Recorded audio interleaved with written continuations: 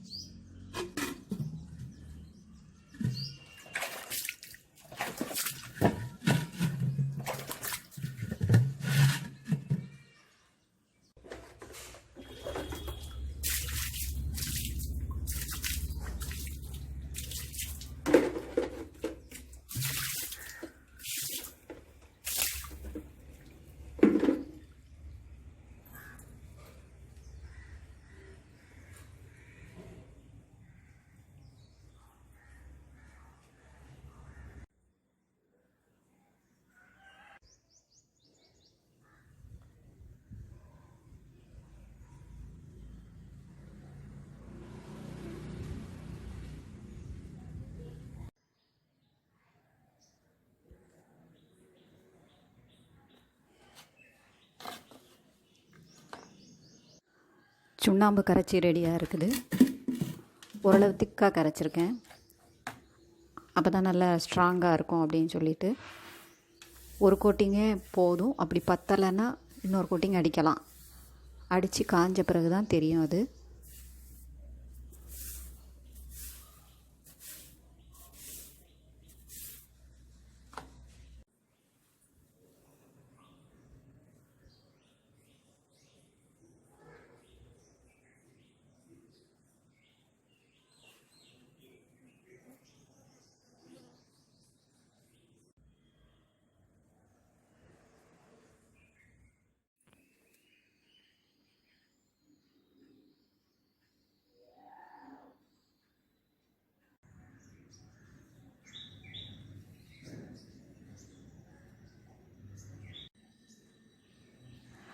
இப்போது டெக்கரேட் பண்ணுறதுக்கு காவி பொடி கரைச்சி வச்சுருக்கேன். அதுவும் கொஞ்சம் கட்டியாக தான் கரைச்சி வச்சுருக்கேன்.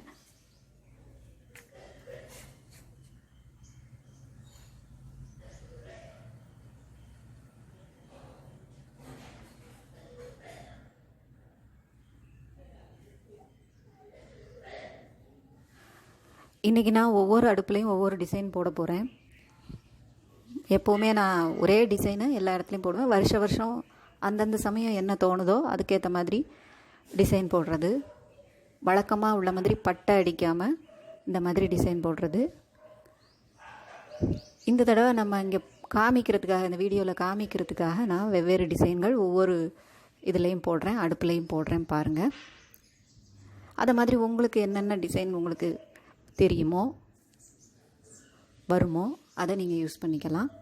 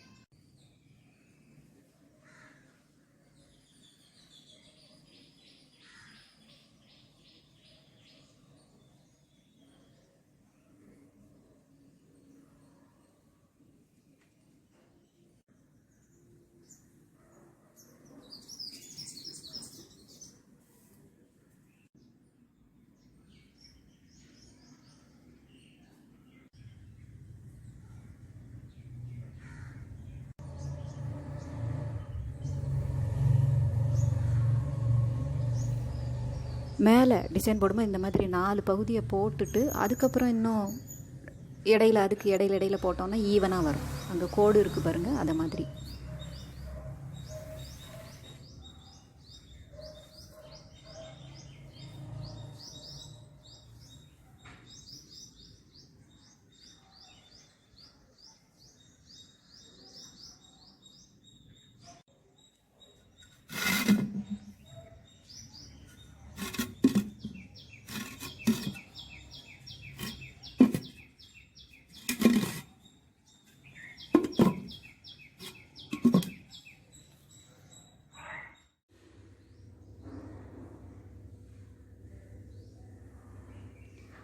எல்லா அடுப்புலையும் டிசைன் போட்டு முடிச்சாச்சு. வேறு டிசைன்ஸ் இருக்குது.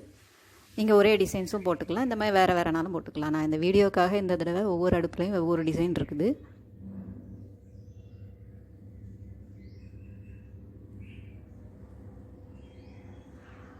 பிடிச்சிருந்தா லைக் பண்ணுங்கள், ஷேர் பண்ணுங்கள், சப்ஸ்கிரைப் பண்ணுங்கள்.